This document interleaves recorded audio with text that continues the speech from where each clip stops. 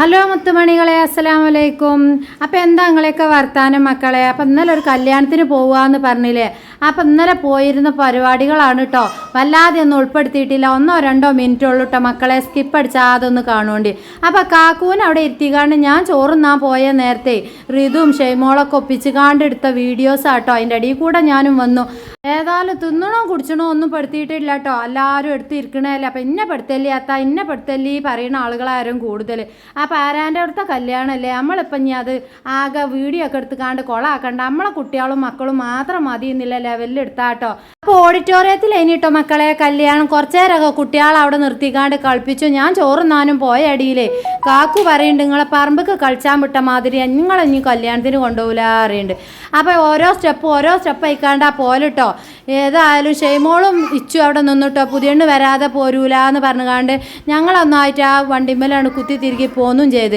മിന്നുവിനും പൊന്നുവിനും ഭയങ്കര സന്തോഷമായിക്കണം കേട്ടോ. മണ്ടണ കണ്ടില്ലേ, പിടിച്ചാൻ കിട്ടണില്ല. അപ്പോൾ ഏതായാലും ഓരോ സന്തോഷമല്ലേ എന്ന് കരുതിയാണ് കുറച്ച് നേരം അവിടെ തന്നെയാണ് ഇരുന്നു കേട്ടോ.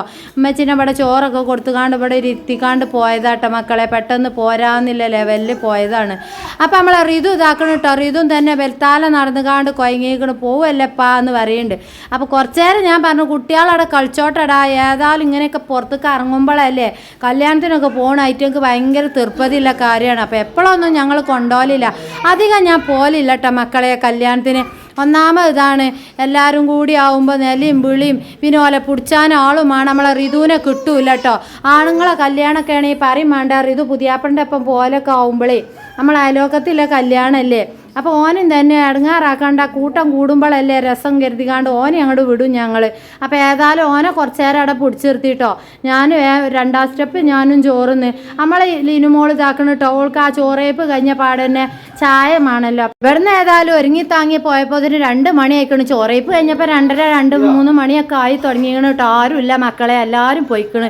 ഇങ്ങനെ തന്നെ കേട്ടോ ഞങ്ങൾ പോകുമ്പോൾ എടുക്കാൻ പറ്റി തന്നെയാണ് പൊന്നു മക്കളെ. ചായക്ക് നിലയും വിളിയും കൂടിയപ്പോൾ ഞാൻ പറഞ്ഞു പീടിയ തുറക്കട്ടെ, എന്നിട്ട് നമുക്ക് ചായ കുടിച്ചാന്ന് പറഞ്ഞു. അപ്പം പീടിയക്കാരൻ്റെ കല്യാണം തന്നെയാണ് കേട്ടോ ഇത്.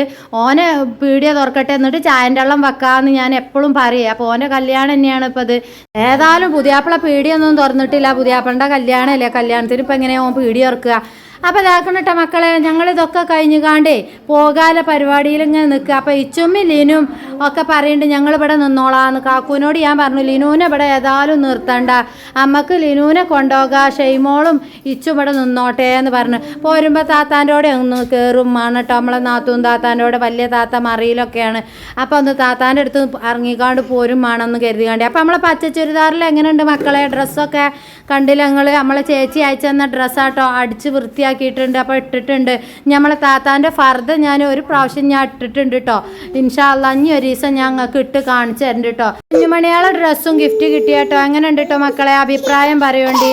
അപ്പോൾ എത്രയൊക്കെ ഉള്ളൂ. അസ്സലാമു അലൈക്കും.